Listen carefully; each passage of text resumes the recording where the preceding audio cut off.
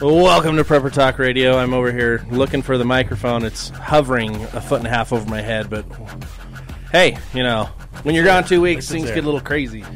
Got to reorient ourselves here.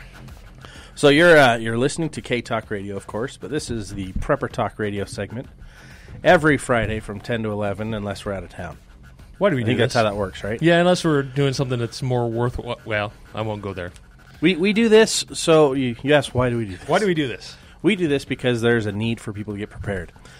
We've been doing preparedness most of our lives, but if you want to call us awake or not, that's up to you. We've been very aware of what's going on for quite some time, and so we felt like, hey, let's share what we have, and K-Talk actually approached us and said, hey, can you share it on air? And we said yes. So here we are, going on year 3. Yeah, I think it's not a bad idea to maybe do a quick summary of what we're all about. Because maybe we have some new listeners. Before we jump into that, though, okay, everyone needs to know that this is brought to you by Survival Medical.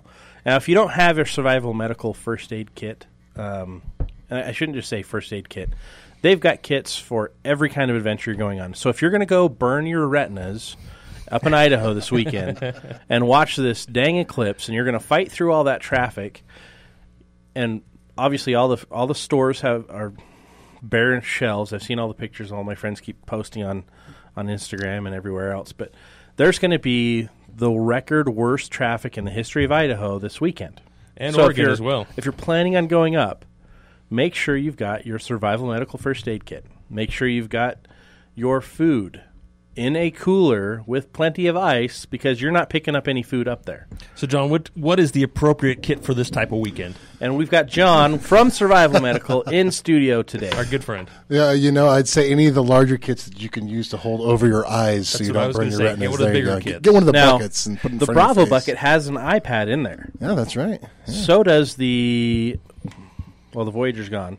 The On the Move light. On the Move light's got it. Yep.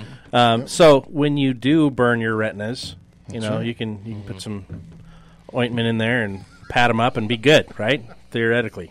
So be safe out there. Get yourself a Survival Medical first aid kit. Go to survival-medical.com.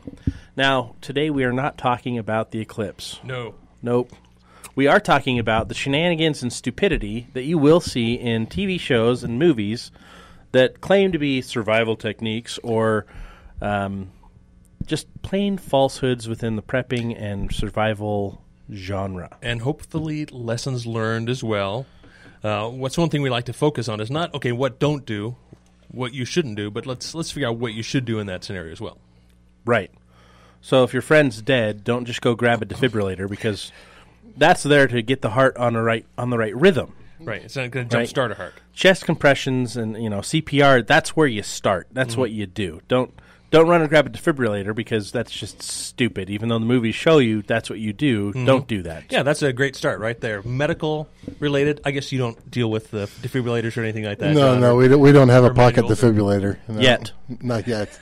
When that niche occurs, though, we'll make sure and make sure and provide that. Yeah, I'm sure there's a big market demand for that coming up. There's got to be some kind of pocket defibrillator, right, that you can fit in one of your kits. I'm not sure. I never looked into it. But then you have to be somewhat trained and it has to be EMP shielded, and there's a lot of things if you really want to make it. Well, being in that legit. Mylar bag, I guess you could upgrade that to a more of an EMP resistant bag. Absolutely. No, the bag we have is actually about twice as thick as most of your EMP resistant bags that you see. So, well, then there you go. Problem solved. So that's reuse that. Stick your radios in there, right? That's right. Open it up, stick your radio in there, close it up. All the medical components will insulate that device from the bag itself and shield your device. There you go. And we're on something new. Yeah. Survival Medical EMP bags. Recycle your first aid kits. Oh yeah. So it's funny because actually I took my Bravo bucket to scout camp last week, and it always astonishes me how crappy scout camp first aid kits are. They actually had a medic up there, an EMT medic. It always surprises me the stupid things. And he had good stuff, but each camp was supposed to bring their own first aid kit, and 2 camps surrounding us didn't have first aid kits as a camp. They had little tiny first aid kits with a J&J crap brand with I got 90 Band-Aids. I've actually been in discussions there with the Boy Scouts headquarters, trying to work on that solution so that we can actually team up with BSA. So that's if there's any BSA guys listening, make sure and just go ahead and finish this. We've been talking about this for a few months, and at the national level. So you might very well in the future here see some Boy Scouts of America Survival Medical. See, that would be awesome because even if they just had an on-the-fly kit, they'd be doing better than what they have. Mm-hmm. I would prefer that they have backcountry ultralight for every kid. Mm-hmm. And then in addition to that, every camp, every trailer, I guess is how they do it in Utah, should have an alpha bucket. At the same time, if there's any Scoutmasters listening, Scott, we like to work with scouting. I think a lot of us learned a lot of our basic first preparedness skills, maybe fell in love with some of that woodcraft because of the Boy Scouts. And, if anybody's looking for a good fundraiser, we'd certainly team up and be helpful there. I mean, it's a lot better than selling popcorn that nobody, right? So, but is it better than selling chocolate? I don't. Or car washes. Yeah, I'm not ever going to try to compete with Thin Mints. I know that. Yeah, cookies. Survival Medical. I love it. So here's the thing. Today we're going to talk about we want to give you the appropriate tips. So we're gonna jump through some movies. We're gonna jump through some TV shows. For those of you who are big fans of the TV show Alone, I'm not going to spoil it. Last night was a finale, and I want to cry. It was so freaking horrible. I heard a little bit about it. It was basically the least qualified, most jackasses of the world survived because they were too stupid to tap out. They won money. Congratulations. But they're going to have a lifelong laundry list of medical issues they're going to get to deal with because they didn't take care of things.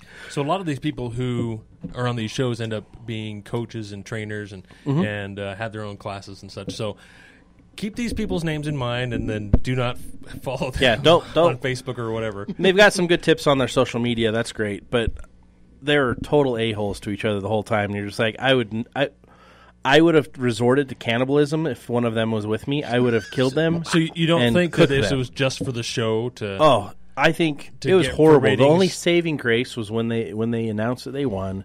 They'd flown their girlfriends in, and their girlfriends came in from behind. They're like, "Hi!" And one of them actually cried. He was so excited to see her.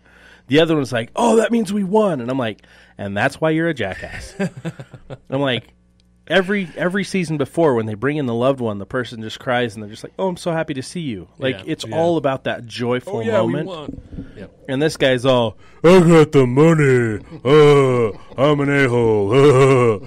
I'm going to yell at my brother some more now." Don't mix words, Scott. I'm trying to be nice, but it's hard.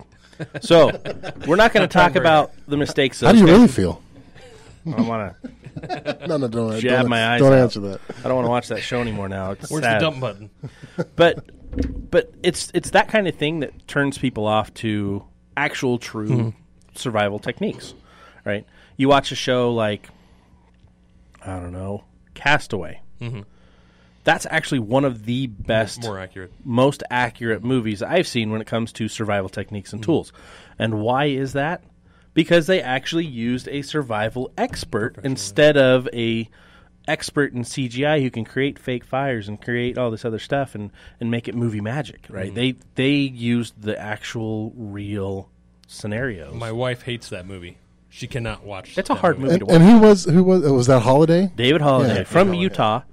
Who helped start and run the Boulder Outdoor Survival School for a long time. He does his own thing now, but helps them as well. But one of Utah's best hidden secrets right there. Oh, he is a gem. He is a fantastic individual, first of all. And he'll argue with you all day on whether or not you should drink piss to survive. The answer is no. That was one of my favorite conversations. Was that the second? That was the first PrepperCon. First PrepperCon. That was one of my favorite. That was him and Michael Hawk going back awesome. and back and forth. Great panel. The psychology of drinking your own pee versus the nutritional element of drinking your own pee. And I believe David Holliday's was, you're still drinking pee. Do you want to do that? So what is the correct, that is shown quite a bit in movies, a fair amount, that you can drink your own urine to help survive. So what is the truth? What is the truth? You can, but you shouldn't. You really don't need to. You really don't need to. And I think David's argument is, okay, if you're already that far dehydrated, then your urine is not going to give you the benefit it should. Isn't the argument there more psychological? I mean, because I know coming from a health perspective, like there's schools of thoughts in Asian medicine that talks about remineralization and it being a healthy thing for you. So I mean, I think when it came down to it on a physiological level, maybe it's not that big of a deal, but I think on a psychological level, which is much more important when it comes to survival in that type of situation, I can't think of anything more defeating or demeaning than having to drink your own. Yeah. So. Well, from what I understand, the only benefit it would really give you is if you're well hydrated and you're drinking urine that's almost clear, right? I'd still choose that over the Bear Grylls squeeze the water out of an elephant. Horse dung. It was elephant dung or whatever it was. Yeah. And what's funny is the survival expert that he has on his show is a female who's always shaking her head. And I've actually seen her do blog posts of "Don't ever do that, don't ever do that," and it's pretty awesome. So there are numerous things that he has always gone over the years that I would say no, don't do that. Why are you even showing that? Because it's entertainment. He'll actually rappel off of a mountain instead of take the trail that's clearly marked with his paracord from his parachute, and he'll hang from a cliff, and he'll hand line down vines into a cave so he can go through the cave to make a shortcut. I mean, how stupid is that in a survival situation? It's just entertaining but ridiculous. But I'm not here to talk about him. We're here to talk about those types of things. Types of things. So when we talked a week and a half ago, about the topic, I misunderstood Shane's intent. Oh no, it's good. It's all good. So if you've seen our meme on our social media, it's not entirely correct. But it's going to be fun anyways. Oh, yeah, absolutely. So let's talk survival movies for a second.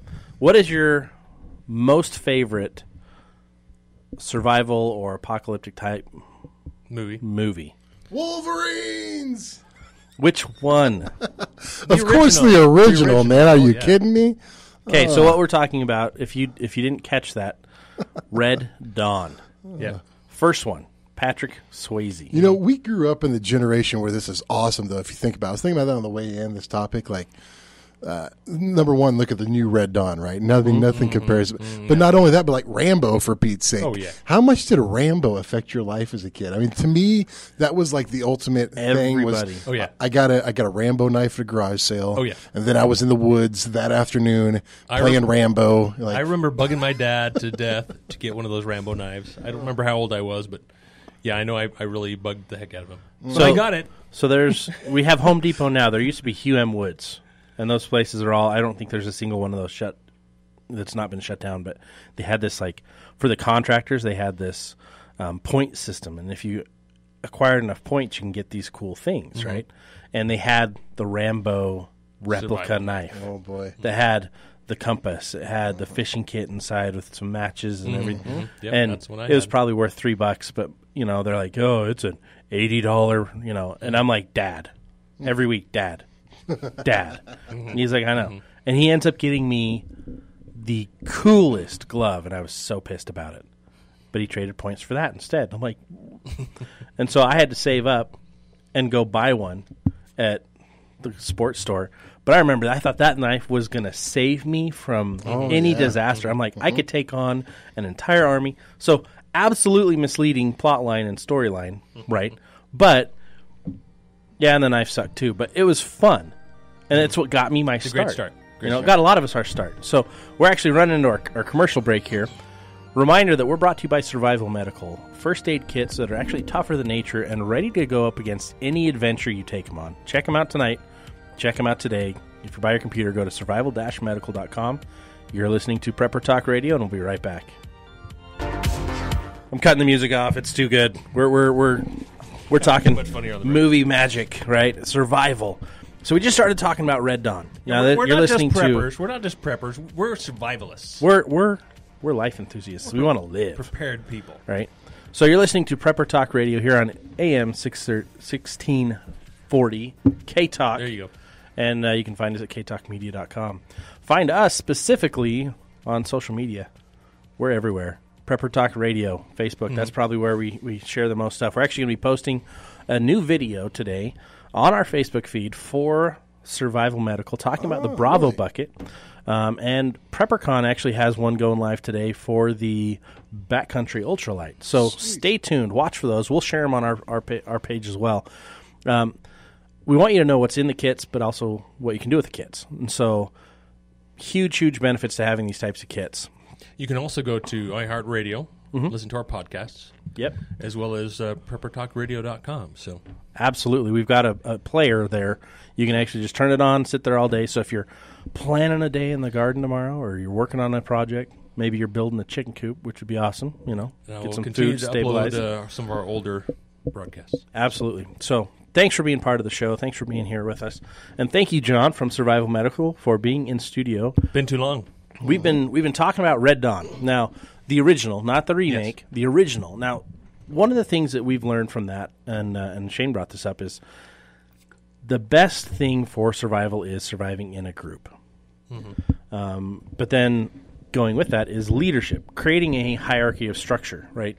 You can't just have 20 people or 13 people, everybody making their own decisions for how the group should be working. You need to work together and have someone that has a final say. So you do need some type of leadership structure. Yeah, and I don't believe in the movie that they ever said, okay, you're the leader, and so forth. It just kind of evolved that way, right? I mean, it's those who were more timid obviously fell toward the back of the pack. And are you kidding me? Patrick Swayze stood up, and everyone's like, what do we do? Well, I know he stood up. Everyone's like, what do we do? And he's like, let's vote this in, I'm right? Patrick Swayze. I just finished dancing in a I think barn with... I think the good point there is look what happened when the leadership broke down and somebody thought they'd buck the system of the group, right? Oh, yeah. Yeah, that's true. So, but, we can talk about that later, but sorry, go ahead. But, I mean, there's a lot of good things you can learn from that movie. Ironically, it's a movie. But there's some good things you can learn from that movie for survival. Now, one of the things that I really appreciated about that movie is, we talked about this on the break. They moved all over the Rockies. And you're like, okay, how do these Colorado Springs high school kids end up in Moab and then end up in Park City and then end up in, the flat tops of Colorado, like hundreds and hundreds of miles apart? But they had access to vehicles. They had access to horses. I mean, so it's plausible that they got these places, but it's also taking time over 3 years. In reality, though, I mean that's for what they were doing in the movie. That's probably a really good strategy, right? Hit and move, right? Yeah, I mean, that's what they were doing. I think if our buddy Cash Valley was here, he'd probably go into the awesome psyops that we saw have such a powerful effect in that movie, right? Like they created this Wolverines that made them seem a lot bigger than they were to someone that was hunting them, right? I think that's probably a really good little lesson in there too. And it kind of goes back to our ancestors who had to travel a lot really to survive. Oh yeah, to truly survive. We talk about bugging out to a particular location, being stationary, or bugging in and staying in one place with our group. So it depends on the dynamic. I mean, if you're fighting a foreign force, right, is probably the biggest variable. Not going to be hanging out at my house very long. No. Avenge me, boys. Avenge me. Avenge me. Okay, now that takes me to another thought. Okay, we talked about another movie, Over the Edge. Over the Edge, I think it's the name. Anthony Hopkins, Alec Baldwin. Yes. His wife, some model. Elle McPherson. Yeah. She's in there. And the whole premise of the movie one of my favorite. Is Alec Baldwin is this billionaire, and they're looking. They go on this plane ride to go find Anthony Hopkins, and they go to find some guy. And the plane goes down, and some freaks, geese or something fly in, and pilot dies. They crash, and they survive. Well, lo and behold, movie magic.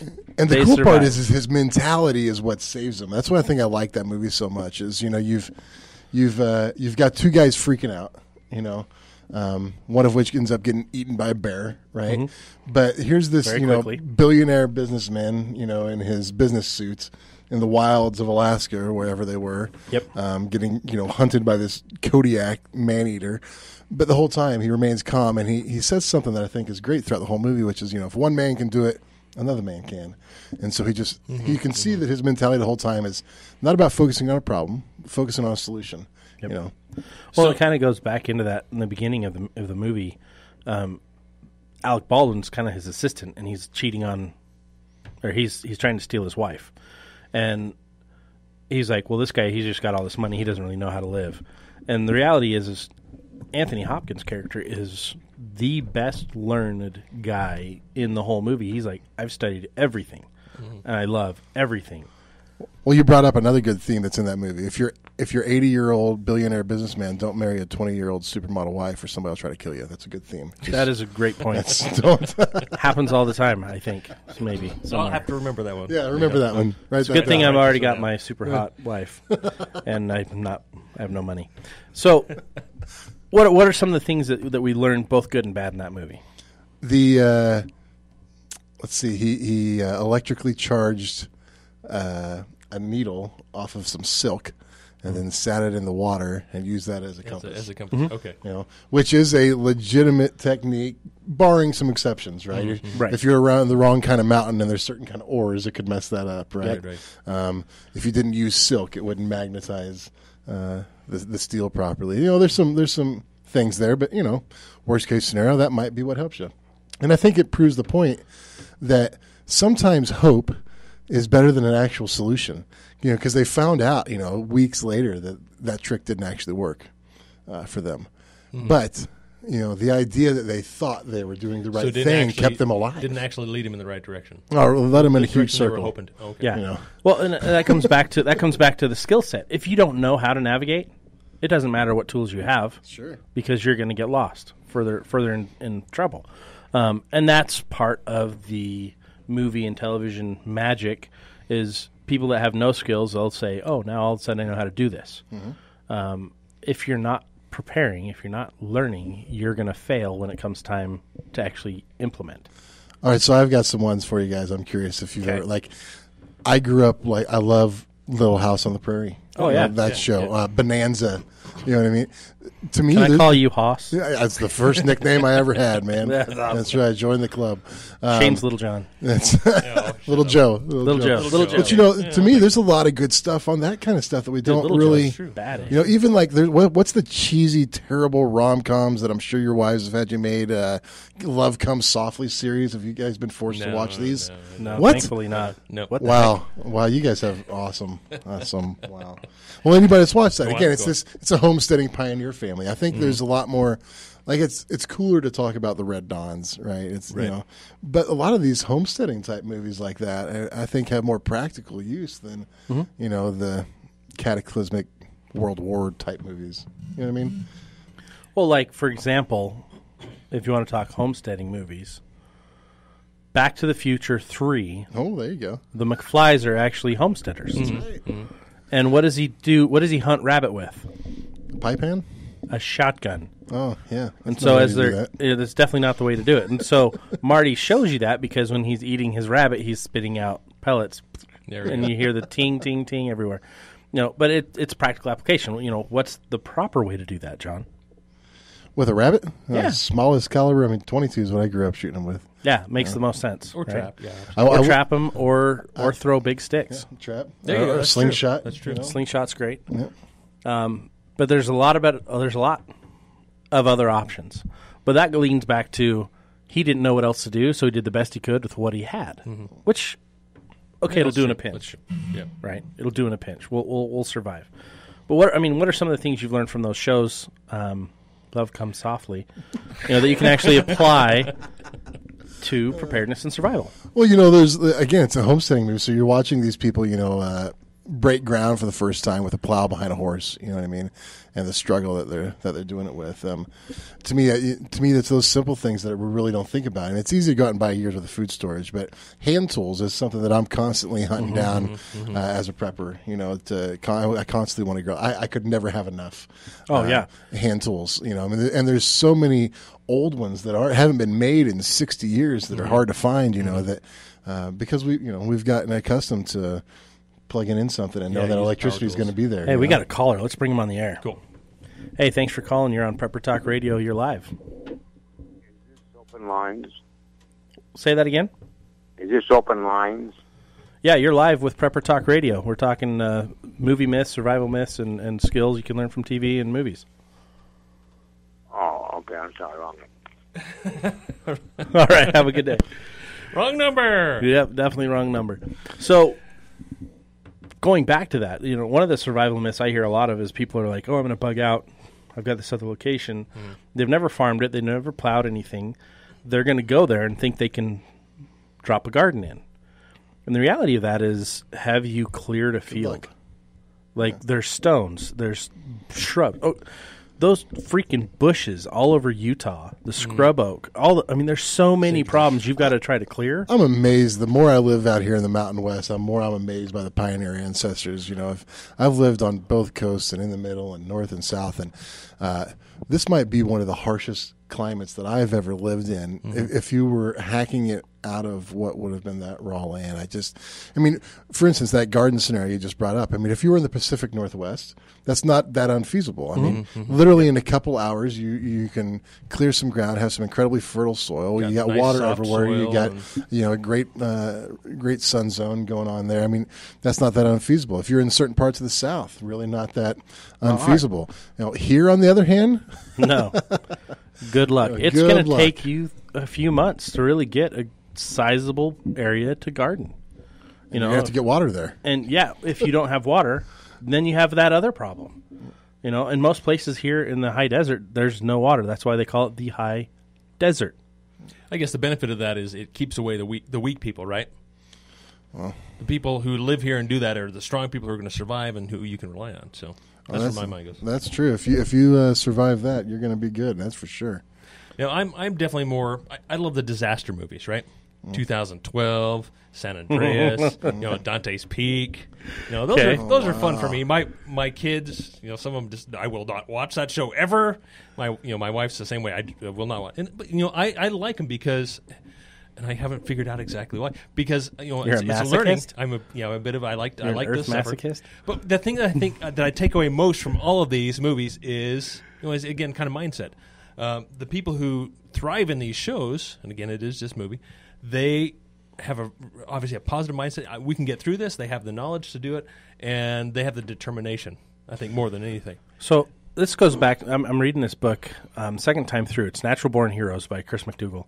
And it's really amazing because he goes back and he studies World War II and the Isle of Crete. Now, if anyone that's a historian knows the stories there, basically the Cretians are probably the toughest people on the planet.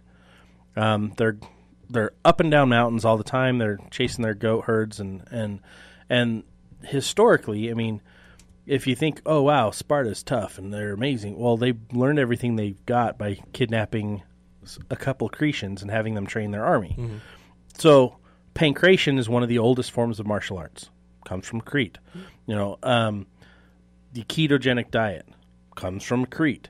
There's a lot of things that come from Crete. And even our democratic process, our republic here, a lot of those principles come from Crete and Rome and the Native American Indians here in America. It's a hodgepodge, a mixture of those things. And so there's a lot of neat things that come from there. And so they talk about that. One of the most interesting things is mindset. He actually goes in and talks about how Carnegie, he was so enamored by heroes, he wanted to find out what caused people to do things that were heroic. And it was always hope. It always goes back to they had a hope. They had a reason that they didn't realize that would drive them to do great things, where other people who were better trained and better educated and, appeared on the outside stronger, tougher, more prepared, would crumble and wither because they didn't have that hope. And it was a pure mindset thing. And I think that's one of the things we can take away from this, especially today, is what is my mind capable of and what can I overcome with hope? And just, kind of going back to the Little House on the Prairie, that's a lot of work. I mean, how many of us nowadays would be willing to just go ahead and, hey, let's go start our own homestead and let's, maybe we can afford to buy a tractor, right, to do some of that hard work. Even that is rather than driving a horse with a plow, right? I mean, that's some seriously hard work. That takes in a total, and kind of like we talked about a couple of weeks ago, more than just mindset. It's a paradigm shift, and I don't want to go down that rabbit hole, but I think that's one big thing that all these movies have in common from Red Dawn is that it's about I don't want to call it survival mindset. It's much more than that. No, because it goes into our daily life now too, and that's what concerns me about it is being in business.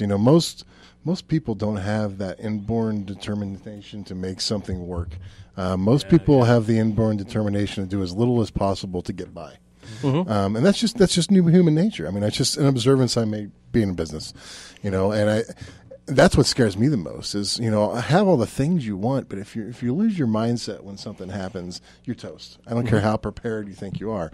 And that's what I worry more about is how do you develop that? How do you develop that mindset that when chaos starts happening, instead of emotionally reacting to it, being able to separate yourself and be the observer instead of the experiencer, and then creating a plan of action and start executing it. I mean, that's what it takes to survive. I mean, that's why I like some of these disaster movies, because it starts to prepare my mindset to be, it's completely different than watching something happen than actually being in it. But I think it's a way to start preparing yourself. But the other challenge is in a lot of these, they have this false solution, right? 2012, everyone's fleeing to find these great big ships that are going to save everybody. The replication of being Noah, right? And we're running to our break here.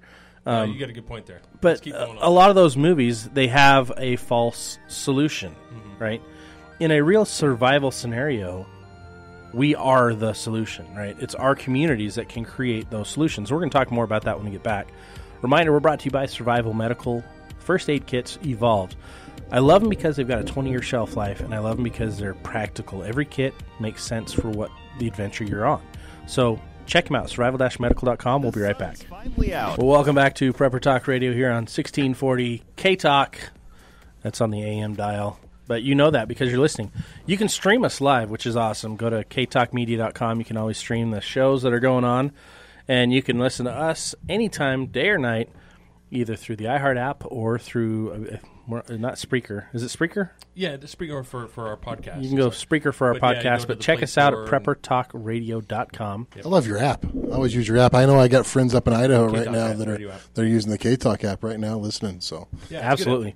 And we are brought to you by Survival Medical. John, the CEO and founder of Survival Medical, is in the house, in the studio today. We're talking about stupidity and survival scenario movies and TV shows, but also the things you can learn that are helpful. So we were just talking about like 2012.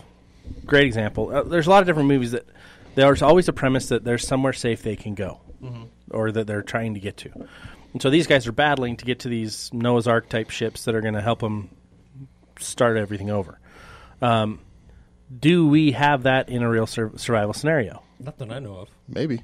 Depends on who you are. I'm not a billionaire, so I wouldn't know. I mean, there's the billionaire bunkers, I guess there's you can scale that down, too. I mean, you can build places of refuge. You don't have to be a billionaire to have a place of refuge. I know plenty of people that have a retreat that's, the backup, the Alamo, so to speak. Right. And you certainly don't have to be a billionaire to do that, especially when you group together friends like we talked about originally. Yep. When you've got 6 families that are taking 10% of their income every month and putting it into a pool that they're purchasing together, I think that's one of the biggest mistakes we make as a prepper community is why are we still purchasing individually? I mean, I can tell you as a guy that, I own Survival Medical. I can tell you right now, I'll say it live on the air. If you call me and you've got a large bulk order, we're going to give you a deal. Yeah, right? Yeah. Secret's out of the bag, folks. It's the same way with a food storage company or any Absolutely. other commodity item that you're bulking up on. I mean, heck, magazines. There's plenty of local companies that make the best magazines for your ARs in the world are made right here in the Mountain West. Oh, yeah. You can get bulk discounts on those things. Why are we still buying individually and being this private island? I mean, this lone wolf theory and the lone. Okay, and the other thing, lone wolf and alpha wolf, those two concepts came from like the 1950s, and the author that wrote about both of those, the scientist that started both of those, recanted both of those books and has been trying to get them off the shelves ever since.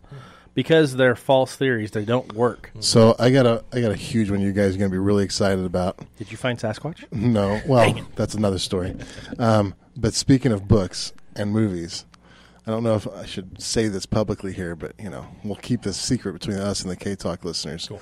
So one of our favorite authors, Angry American, are his books going to? They're looking at turning this into a series. No. How cool would that be? He has the Morgan best characters. live on a series. Can you imagine, like, just TV a series, where hour episodes every week? Okay, guys, out it'll be like Game of Thrones and Walking Dead don't exist because they're both crap, and you'll actually have something good to watch on TV. How cool would that be, man? Morgan live in front of you like that. But yeah, that's. I know that Chris is working on that project right now. And those books actually share real survival skills. Oh, big time. That's one of the places I like to go study because it gives you a lot of good tools. We've actually got a caller. Let's see if we can take this caller on the air. Hey, thanks for calling K-Talk. You're on the air with Prepper Talk Radio. Have you got a comment for us? Yeah, I just want to ask, what was that movie with Alec Baldwin that was for survival? Can you just tell me the name of the movie again that you're talking about?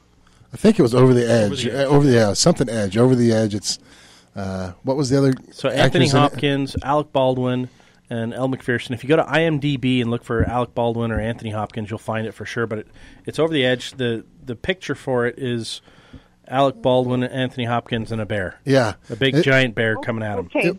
It was 90s gold. Your show. Thank you so much. Appreciate your call. Thank you. Appreciate it. There's so many different resources out there, and this is, going back on that movie. There's some good things in there, but the big lesson is hope, because hope will help you pull back all the resources you've ever learned over your lifetime and recall those. What was the one with the Bacon Brother and the River Guide? Oh yeah, Tremor? No, wait. No. Yeah, River Wild. A River Wild. Well, there's a great one, right? Maybe we wouldn't. That's a great survival story right there. You've got these two crazy, outlaws, and a river guide and her family trying to survive. There's some great survival stuff in that movie, And how often do you get to say Bacon Brothers? So I got to do that. I'm gonna write that in my journal tonight. There you go. We got another caller. Let's take this. Hey, you're live with K-Talk, Prepper Talk Radio on the air. What have you got for us? Oh, a little bit about the movies. You want to see a movie or read a book about survival? Yeah. Is those guys that escaped from a Siberian camp? Oh yeah. And walked 3,000 miles. Yeah. I know which one that you're talking about. Walk back or something. Do you remember the name of that? I know what you're talking about, but I can't think of the name offhand. Yeah, I can't either. But the book's a lot better than the movie. The movie's kind of... Yeah, I like these that are based on true stories, because that's when I think you can really learn a lot.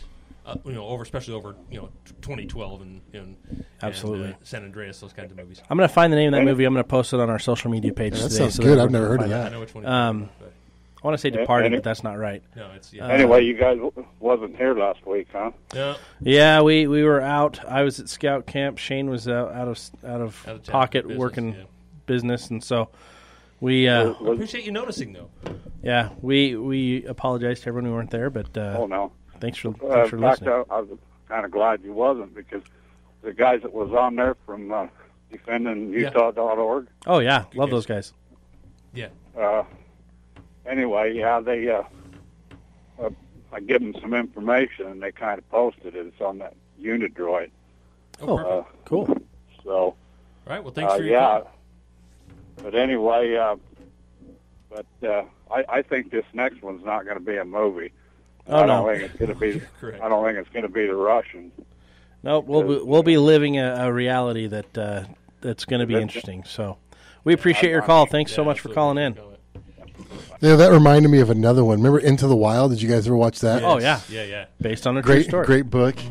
Great movie. That's some interesting and practical things there. We can learn a lot from the American hobo. Well, what's interesting is how does he die? He dies of poisoning from a plant. Oh, that's right. That looked similar to another plant that he was familiar with, but he wasn't sure. Mm-hmm. And that's what ended up killing him. It's a bad time to experiment. Horrible time to experiment. And so the goes back to the premise of study before you go. My favorite book that got turned into a movie was My Side of the Mountain. There you go. Mm-hmm. And the whole premise for him is he studied and studied and studied before he even left. The Revenant?